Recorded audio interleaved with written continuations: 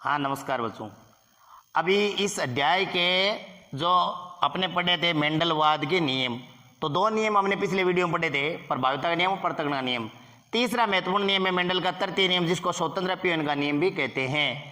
Mendel के वो पिछले दोनों नियम एक संकर संकरण पर आधारित है, परंतु यह महत्वपूर्ण नियम द्विसंकर संकरण पर आधारित है। द्विसंकर संकरण का मतलब होता है जब दो जोड़ी विपर्यासी समयुग्मजी लक्षणों के मध्य संकरण करवाया जाता है तो उसकी वंशागति का अध्ययन द्विसंकर संकरण कहलाता है।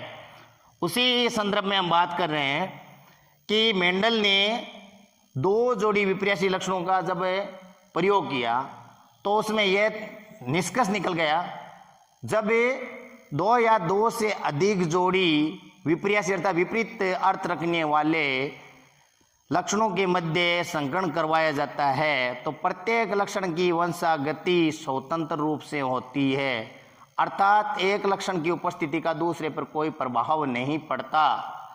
यानी हम बात करें जंतुओं के संदर्भ में, जैसे हम मनुष्य में वंशागति का अध्ययन कर रहे हैं तो कोई मान लो पुरुष है, उसकी आंखों का कलर आइरिस का कलर काला है और उसके जो पत्नी है उसकी आंखों का कलर यदि भूरा रंग है तो संतति में यह लक्षण वंशागति करेंगे। इसी के साथ दूसरा जोड़ीदार हम ले लेते हैं बालों का पैटर्न या कान का जो बनावट। तो बालों का पैटर्न लिया, जैसे पुरुष के बाल घुंघरू वाले हैं और महिला के बाल सीधे हैं। अब इनमें महिला के बालों की वंशागति होगी, पुरुष के बालों की वंशागति होगी, लेकिन बालों की लक्षण की वंशागति पर आंख के कलर का कोई प्रभाव नहीं पड़ेगा, बल्कि वो स्वतंत्र रूप से अपनी अभिव्यक्ति करेंगे।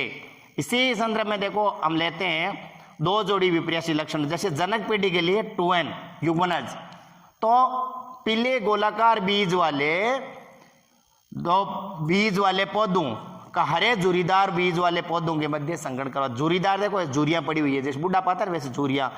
तो अब इनमें हम लेते हैं विपर्यासी, जैसे पीले के लिए कैपिटल वाई और इसका जोड़ीदार हो जाएगा हरा कलर स्मॉल वाई और गोलाकार आकार में राउंडेड, तो यहाँ हो गया स्मॉल आर, ये हो गया दो जोड़ी विपर्यासी लक्षण। अब इनसे हम सब जानते हैं क्या होगा कि पौधों के अंदर युग्मकों का निर्माण होगा। युग्मों का निर्माण अर्धसूत्री विभाजन के द्वारा स्वतः होता है, तो युग्मक निर्माण होगा तो यह विभाजित हो जाएंगे।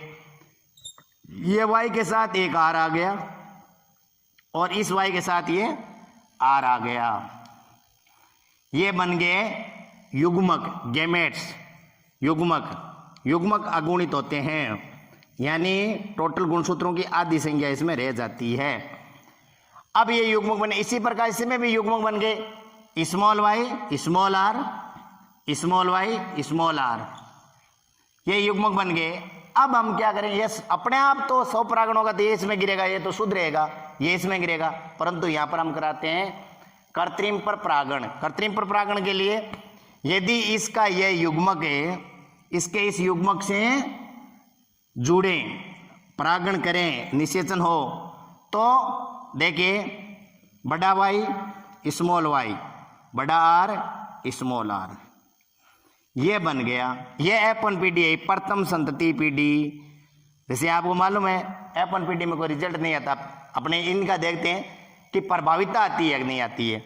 इसी प्रकार इससे क्रॉस करवा सकते हैं हम, तो वाई स्मॉल वाई बड़ा आर छोटा आर, ये सभी एक ही जैसे जीनोटाइप्स लिए हुए पौधे प्राप्त होते हैं, संकर पौधे।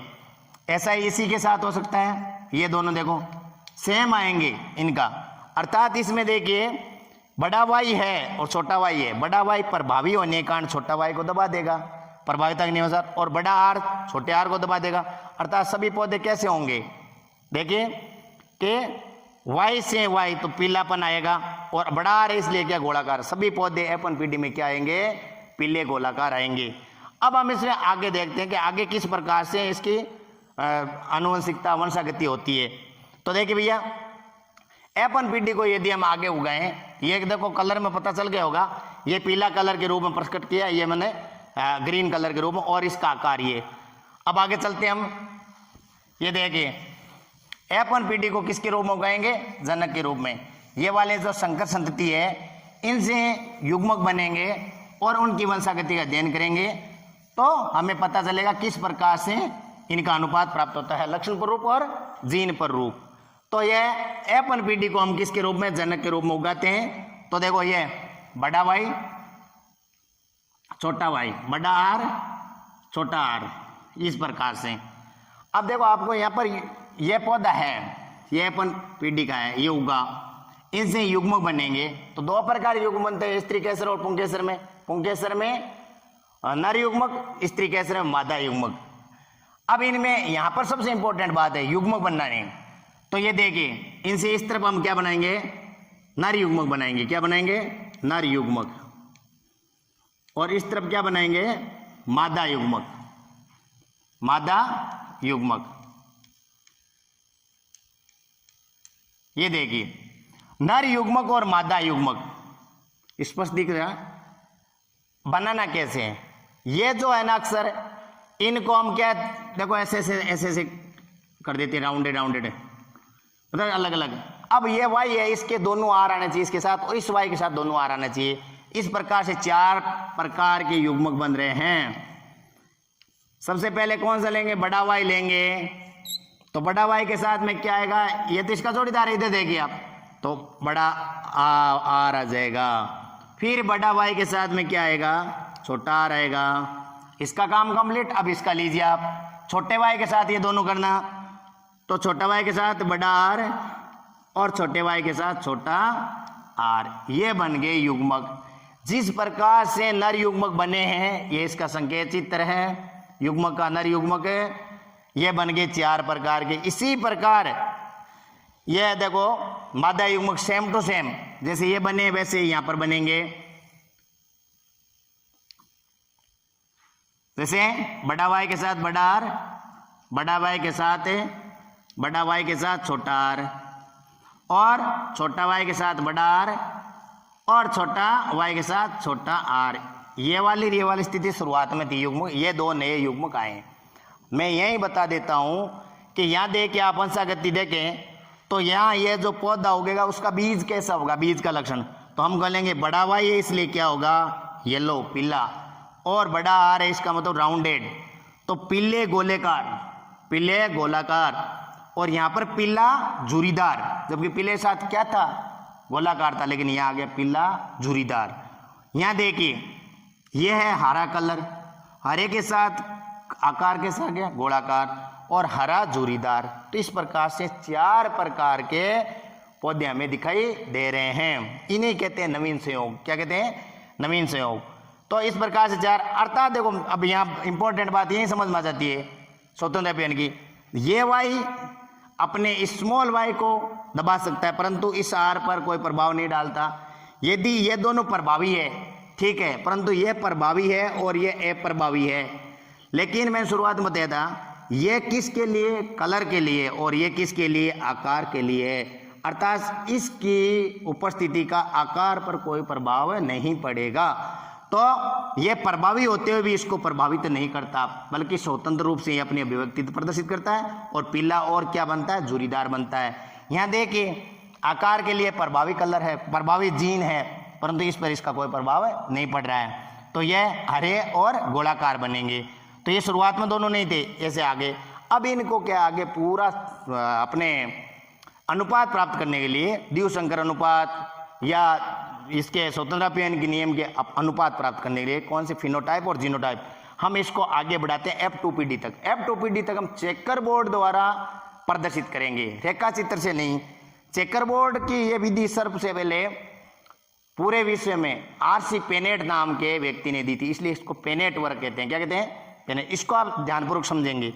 देखिए भैया ये दोनों एक जैसे ही है, इसलिए इनको हटा देता हूं मैं, मादा युग्मक को, फिर काम में लेंगे मादा युग्मक। अब अपने को बनाना क्या है? पेनेट वर्क बनाना है, चेकर बोर्ड बनाना है। चेकर बोर्ड बनाने के लिए अपने पास 1 2 3 4 प्रकार के, तो एक ज़्यादा लेते हैं खाना। तो इस प्रकार से देखिए आप ये ले लेते हैं, ये देखिए आप ये लिया। अब एक तो ये बना लिया अपना हाशिया टाइप का, ऊपर बना लिया हाशिया टाइप का। अंदर अपने कितने बनाने, 1 2 3 4 खाने बनाने, इसलिए कितनी लाइनें खींचेंगे, 3 लाइनें। तो 4 खाने में देखिए, यह फर्स्ट, यह सेकंड, यह थर्ड और यह फोर्थ। इसी प्रकार नीचे भी बनाएंगे, फर्स्ट, सेकंड लाइन और थर्ड लाइन। अब इसमें हम क्या करेंगे, यहां पर इनको ये दो डिवाइड करते, इधर जो चिन्ह बनाएंगे वो नर युग्मों के लिए, इधर क्या बनाएंगे, मादा युग्मों के लिए। अपने ये युग्मक है, सबसे पहले इसको डालते हैं, बड़ा वाई छोटा आर, ये हो गया। अब बड़ा वाई के साथ में कौन सा आ गया, छोटा आर, ये बड़ा वाई बड़ा आर, बड़ा वाई छोटा आर। अब क्या है, छोटे वाई के साथ में बड़ा आर और छोटे वाई के साथ में छोटा आर, ये हो गए नर युग्म। जैसे यहाँ लिखा है 1 नंबर 2 नंबर 3 नंबर 4, उसी प्रकार यहाँ भी लिखना है। तो क्या लिखेंगे, बड़ा वाई छोटा आर, बड़ा वाई, सॉरी यहाँ बड़ा वाई बड़ा आर, यहाँ बड़ा वाई छोटा आर, यहाँ छोटा वाई हरा आर और ये गोलाकार, और वो क्या लेंगे, छोटा वाई छोटा आर। भैया यहाँ ध्यान देने की बात है, बहुत इंपॉर्टेंट, एकदम सरल है। देखो एक गणित की थोड़ी चीज बता देता हूँ। जिस प्रकार से हम 1234 को गुणा करवाते हैं 4321 से, तो कैसे करवाएंगे, इस एक का गुणा पहले इन चारों अक्षरों से होगा, 1 4 एकम 4, 3 एकम 3, 2 एकम 2, इसी प्रकार इनसे चलेगा। फिर इसका नंबर आएगा, फिर इसका नंबर आएगा, फिर, लेकिन इन सभी से करेगा। तो सबसे पहले इसको लेते हैं, मान लिया 1 है, उसकी जगह इसको माना, तो ये इससे गुणा होगा। तो यहाँ देखिए आप, y और y गुणा नहीं होता है, जबकि इसको हम संकरण करवा रहे हैं। क्या करवा रहे हैं, संगणित में गुणा करें, y का y स्क्वायर हो जाता है बीजीय व्यंजक, लेकिन यहाँ नहीं, यहाँ डबल y लिखेंगे और r, तो ये हो गया। अब यदि आपको यहाँ ध्यान रखना, यदि आपको एक y बड़ा मिल गया तो पौधे का बीज कलर में पीला होगा, और यदि बड़ा r साथ में मिला है तो उसका आकार गोलाकार होगा। तो ये देखिए, ये हो गया इसका जीनोटाइप इसका। अब ये यहाँ देखिए आप, बड़ा y बड़ा r छोटा r, मैं इन दोनों के लिखता हूँ किस प्रकार का है। तो ये हो गया गोल, मतलब पहले ये लेते हैं, पीले गोलाकार, पीले गोलाकार, ठीक है। अब इसमें देखिए आप, y बड़ा है ना, इसलिए पीलापन है, एक हो चाहे दोनों, पीले, और r बड़ा है इसलिए गोलाकार, तो ये भी पीला गोलाकार, ये भी पीला गोलाकार। अब इसमें देखना आपको, तो देखिए ये y है और ये y है, तो कैपिटल Y बनेगा, पीलापन आ गया, तो पीले। यहाँ आर देखिए, दोनों आर ही बड़े हैं, अपने को दोनों हो चाहे एक हो, तो आकार कैसे हो, गोलाकार। ये तो ये पीला गोलाकार, पीला गोलाकार, पीला गोलाकार। यहां पर भी देखिए, बड़ा वाई छोटा वाई, बड़ा आर छोटा आर, कैसा होगा, आपको समझ में आ गया होगा। वाई यानी पीला, आर यानी गोलाकार, तो वाई कैपिटल है इसलिए पीलापन है, तो पीला गोलाकार। इस लाइन के सभी पौधों का फिनोटाइप एक जैसा है, जीनोटाइप अलग अलग है सबका, फिनोटाइप एक जैसा है। देखिए फिर इसका, जैसे मैंने बोला पहले 1 से गुणा करेंगे, फिर 2 से करेंगे, इस प्रकार इसका देखिए आप, इसका इससे है, तो बड़ा वाई छोटा आर, इसमें वाई मिल गया बड़ा इसलिए पीलापन है, इसमें आर मिल गया बड़ा गोलाकार है, तो ये भी पीला गोलाकार हो गया। मैं शॉर्ट में लिख रहा हूं पीला गोलाकार। यहां देखिए आप, बड़ा वाई छोटा आर, यहां ध्यान देने की बात है, यह दोनों जोड़ीदार, दोनों समविजी प्रभावी है, तो ये क्या हो गया, पीलापन हो गया। क्या हो गया, परंतु ये प्रभावी होने का इस पर क्या प्रभाव पड़ेगा, कोई प्रभाव नहीं पड़ेगा। प्रभाव पड़ता तो ये कलर, तो इसका देखिए आकार क्या होगा, तो ये हो गया झुर्रीदार। क्या हो गया, पीले झुर्रीदार। अब देखिए आगे चलते हैं, तो ये अपना नया आ गया पीले झुर्रीदार। ये देखिए, बड़ा वाई छोटा वाई, बड़ा आर छोटा आर, ये वापिस वैसे हो गया पीला गोलाकार। फिर ये देखिए बड़ा वाई छोटा वाई बड़ा आर, इसमें देखिए आप, ये देखो बड़ा वाई है, पीलापन है, परंतु ये दोनों देखो इसमें कोई प्रभावी लक्षण नहीं, तो अपने लक्षण प्रकट करेंगे। तो यह समविभजी अप्रभावी है युग्म, तो ये पीले और क्या होंगे झुर्रीदार, पीले झुर्रीदार, पीले झुर्रीदार। ये देखिए पूरा लिख देता हूं यहां, आपको समझ में आ जाएगा, पीले झुर्रीदार। अब ये कंप्लीट हो गया, 2 का कंप्लीट। अब किसका नंबर है 3 का, तो 3 का सब उसे करेंगे। तो इसमें जो बड़ा अक्षर है वो पहले लिखते हैं, तो इधर से लिख दिया बड़ा अक्षर वाई, फिर ये वाई लिख दिया, फिर दोनों आर। तो कैसा हो गया देखिए आप, इस वाई के कारण क्या पीला और इस आर के कारण क्या गोल, पीला गोल। और इसका इससे कराएंगे तो बड़ा वाई छोटा वाई बड़ा आर छोटा आर, ये भी पीला गोलाकार, पीला गोलाकार ऐसे लिख देते हैं शॉर्ट में, पीला गोलाकार। इसको इससे करवाते हैं। अब ये देखो ये इंपॉर्टेंट चीज आ रही है, ये दोनों वाई क्या आ गए स्मॉल आ गए, क्या आ गए स्मॉल, परंतु दोनों आर क्या कैपिटल है। तो ये दोनों जोड़ीदार अप्रभावी है, इसलिए अपने लक्षण प्रकट करेंगे, इसलिए कैसे हो गए हरे। परंतु ये देखो इसमें क्या है, दोनों बड़े आकार में आर राउंडेड, तो हम क्या बोलेंगे हरे गोलाकार। शुरुआत में ऐसा नहीं था, जनक पीढ़ी में ऐसा नहीं था, इसलिए देखो ये और ये नए संयोग आ गए, नए लक्षण आ गए। इस प्रकार से जीवों के नए लक्षण ला सकते हैं और जो पहले से ऊपर लक्षण को हटा भी सकते हैं। अब देखिए क्योंकि ये हरे पौधे थे उनका आकार कैसा था झुर्रीदार था, परंतु इसमें हमने गोलाकार ले लिया। फिर ये देखिए ये वाला वाई वाई और बड़ा आर छोटा आर, तो ये हो गया हरे और गोल, ये देखो दोनों। अब हम लास्ट वाला ये पॉइंट रहा, तो 4 का पहले 4 से फिर 3 से फिर 2 से, इसी प्रकार से इसका इनसे करवाते हैं। बड़ा अक्षर पहले लिखते हैं, तो बड़ा वाई छोटा वाई बड़ा आर छोटा आर, क्या हो गया पीला गोलाकार। फिर देखिए बड़ा वाई छोटा वाई बड़ा वाई और छोटा वाई, वाई बोल रहा हूं भाई नहीं, बड़ा वाई छोटा वाई, फिर आर और आर। तो यहां देखिए भैया वाई आने के कारण क्या होगा पीला, परंतु यहां आर बड़ा नहीं है इसलिए गोलाकार नहीं है, क्या हो गया झुर्रीदार, पीला झुर्रीदार। इसका देखो इसका भाई हो गया ये एक यहां था, एक यहां था, एक ये हो गया झुर्रीदार।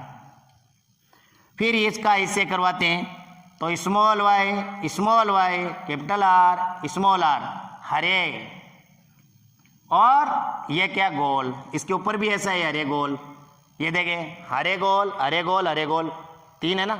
अब ये लास्ट वाला ये देखिए इसमें वाई वाई दोनों स्मॉल दोनों आर स्मॉल, ये तो शुरुआत में था इसलिए क्या हो गया हरे झुर्रीदार। अब इससे पेनेट वर्ग का चेकर बोर्ड का हम विश्लेषण करेंगे, तो हम पाते हैं यहाँ पर हमें 4 प्रकार के पौधे प्राप्त होते हैं, उनकी संख्या गिनती करेंगे। जो संख्या आपको बाहर से लिखा हुआ वो दिखेगा वो इसका क्या होगा फिनोटाइप होगा अर्थात लक्षण प्ररूप होगा। तो मैं इसका यहाँ पर क्या है विश्लेषण करता हूँ, तो कितने प्रकार के पौधे हैं। तो भैया देखो इसमें क्या करते हैं, इसका जो हमें ऑपरेशन करेंगे तो सबसे पहले ये वाला नाम लिखेंगे यहाँ कौन सा है। तो सबसे पहले हम लिखेंगे कितने पौधे पीले और कैसे गोलाकार, पीले गोलाकार कितने हैं गोलाकार। तो यहां से गिनती शुरू करेंगे, ये पीला गोलाकार 1 2 3 4, फिर 5 ये नहीं है, 6 ये नहीं है, 7 ये है, 8 फिर ये नहीं है ये नहीं है, ये 9 ये नहीं है ये नहीं है ये नहीं है। तो 9 पौधे क्या मिले हमें पीले गोलाकार, ये 9। अब सेकेंड इनके बाद में देखो 1 2 3 ये गिनती हो गया, यहां तक हमने गिनती कर लिया, परंतु ये देखो नया नाम आया पीले झुर्रीदार। तो यहां लिखेंगे हम पीले झुर्रीदार, पीले झुर्रीदार। अब ऐसे पौधे कितने हैं, तो एक बार पुनः हम इसमें विश्लेषण करने चलते हैं। एक पौधा ये रहा, एक पौधा ये रहा, ठीक है, 1 2 हो गए, फिर ऐसा देखिए ये देखो तीसरा ये, तो कितने हो गए 3, तो ये हो गया 3। अब देखिए आप इसके आगे जो कट हो गए 1 2 ये तो कट हो गए, ये हो गए ये हो गए, यहां देखिए पीले झुर्रीदार हो गए, यहाँ आते हैं, ये भी हो गया, ये भी हो गया। इसमें देखो क्या है, हरे गोलाकार, तो हरे गोलाकार, हरे गोलाकार का भी विश्लेषण करेंगे तो आप पाएंगे 3 पौधे। देखिए मैं बता देता हूँ, हरे गोलाकार, हरे गोलाकार, हरे गोलाकार, ये तो सब कटिंग हो गए। तो हरे गोलाकार कितने आगे, 3 आगे। अब कितने बच गए, 15। ये देखो 15 तो आगे। ये 16वां पौधा कैसा है, अपने पहले वाला, तो इसको क्या लिखेंगे, हरे जूरीदार, हरे जूरीदार। हरे जूरीदार कितना है, तो 1 पौधा बचा, यानी 4 ऐसे 4, 4 चौक 16, 16 प्रकार के पौधे हुए, 16 प्रकार, 16 पौधे कुल संख्या में, जिसमें 4 प्रकार के पौधे हुए। 4 प्रकार में हमें पूछते हैं कि इसमें जीनोटाइप कितने प्रकार के हैं, तो जीनोटाइप 9 प्रकार के बनते हैं, और फिनोटाइप इतना 4 प्रकार के बने, जिसमें 4 प्रकार में अनुपात हो गया 9 अनुपात 3 अनुपात 3 अनुपात 1, 9 3 12 3 15 रह के 16। तो ये हो गया अपने का अनुपात, इसको कहते हैं द्विसंकर अनुपात, ये इसका लक्षण प्ररूप अनुपात है। अब हम करते हैं जीन प्ररूप अनुपात। जीन प्ररूप अनुपात भैया इसमें देखने पर पाते हैं हम 9 टाइप्स के। तो पहला जो आएगा पौधा ये 1, ये पौधा 1 है। सेकंड देखो ये और ये एक जैसा है तो 2, फिर इसके आगे वाला पौधा देखिए ये और ये एक जैसे, तो फिर 2, फिर इसके आगे चलते हैं तो ये देखो ये और ये चारों एक जैसे हैं, तो ये हो गया 1 अनुपात 2 अनुपात 2 अनुपात 4 अनुपात 1, फिर आगे देखिए अनुपात 2, फिर अनुपात 1, फिर अनुपात 2, फिर अनुपात 1। ये देखो 1 2 3 4 5 6 7 8 9, 9 प्रकार के जीनोटाइप। तो ये था आपका कौन सा, लक्षण प्ररूप। कौन सा था, लक्षण प्ररूप। अब हम बात कर रहे हैं वो कौन सा हो गया, जीन प्ररूप। कौन सा हो गया, जीन प्ररूप। तो कितने प्रकार जीन प्ररूप बनते हैं, 9 प्रकार के। अनुपात क्या है, तो देखो यहाँ देखो 12 24 12, 12 24 12, ये 12 दोनों बीच में 24 है, 12 24 12 12 1, ये कुल मिलाकर कितने पौधे हो गए, 16। इस प्रकार से हम इसको पूरा विश्लेषण करते हैं। इसमें यह तय हो जाता है जब 2 या 2 से अधिक जोड़ी लक्षणों की वंशागति करवाई जाती है, एक लक्षण की उपस्थिति दूसरे पर कोई प्रभाव नहीं पड़ता, बल्कि प्रत्येक लक्षण की वंशागति स्वतंत्र रूप से होती है। यह मेंडल का तृतीय महत्वपूर्ण नियम है। इन तीनों नियमों के आधार पर मेंडलवाद के महत्व को इंगित किया जाता है। अपनी पुस्तक में लास्ट मेंडलवाद का महत्व है, तो एक बार मैं 2 मिनट बता देता हूँ मेंडलवाद का महत्व है। तो मेंडलवाद का महत्व है, मैं सबसे पहले प्रभाविता के नियम कहता है। तो कहा गया है कि सजीवों में प्रभाविता का पाया जाना अत्यंत महत्वपूर्ण, क्यों, अनेक जो आनुवंशिक रोगों के हानिकारक जीन अप्रभावी युग्म में पाए जाते हैं, अर्थात प्रभावी लक्षणों की उपस्थिति में प्रकट नहीं होते हैं। तो इस प्रकार से हम क्या आनुवंशिक रोग को रोक सकते हैं। इसी प्रकार दूसरा नियम पृथक्करण का नियम। पृथक्करण के नियम से हमें यह पता चलता है जब जीन अलग अलग होते हैं, जैसे कैपिटल टी स्मॉल टी, तो उससे यह प्रदर्शित होता है जब कैपिटल टी को कैपिटल टी मिलेगा तो लंबापन, कैपिटल टी के साथ स्मॉल टी आएगा तो लंबापन, परंतु स्मॉल टी के साथ स्मॉल टी आएगा तो क्या बोनापन आएगा। अर्थात लक्षणों को नियंत्रित जीन करते हैं, तो जीन संकल्पना के बारे में पता चलता है। और इसी नियम के तहत जब पृथक्करण होता है तो प्रत्येक युग्म अलग होकर के अपने लक्षणों को प्रकट भी करता है। और ये हो गए 3। चौथा, इस नियम के आधार पर स्वतंत्र।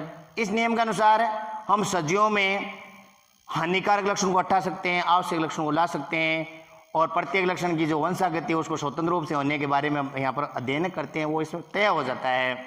इसी के साथ 5वां महत्वपूर्ण पॉइंट है, हम जीवों में नए संकर लक्षणों को ला सकते हैं और कई प्रकार की आनुवंशिक बीमारियों को रोक सकते हैं। और 6वां पॉइंट है, जीवों के अंदर अर्थात पौधों अपने पौधों की किस्में, जंतुओं की नस्लों के अंदर हम विभिन्न प्रकार के जो रोग प्रतिरोधक, अधिक उत्पादन वाली, अधिक प्रोटीन वाली, अधिक वातावरण के प्रति सहनशीलता वाली किस्मों को तैयार कर सकते हैं, नस्लों को तैयार कर सकते हैं। इस प्रकार से इनका संगठन का उपयोग किया। और सबसे इंपॉर्टेंट तो है मानव जाति में आनुवंशिक सुधार से संबंधित वर्तमान में एक शाखा चलती है यूजेनिक्स। यूजेनिक अर्थात सुजनकी, सुजनक अर्थात सुमन, सुंदर, स्पष्ट, सुस्पष्ट, हर प्रकार से सुसंगठित। तो मनुष्य में आनुवंशिक सुधार से संबंधित विज्ञान की जो शाखा है सुजन की वो मेंडल के नियमों पर आधारित। इस प्रकार से मेंडलवाद के 7 महत्व है। ये महत्व अभी परीक्षा में आते हैं 2 नंबर ग्रुप में। इस प्रकार से भैया ये पार्ट हो गया कंप्लीट अपना। ये 3 नंबर का माध्यमिक शिक्षा बोर्ड में पार्ट है और इसमें विभिन्न प्रकार की बातें आती है, कई परिभाषाएं आती है जिनको मैंने पूरा बताने का प्रयास किया। आप इसका अध्ययन करें और पूरा समझें। धन्यवाद।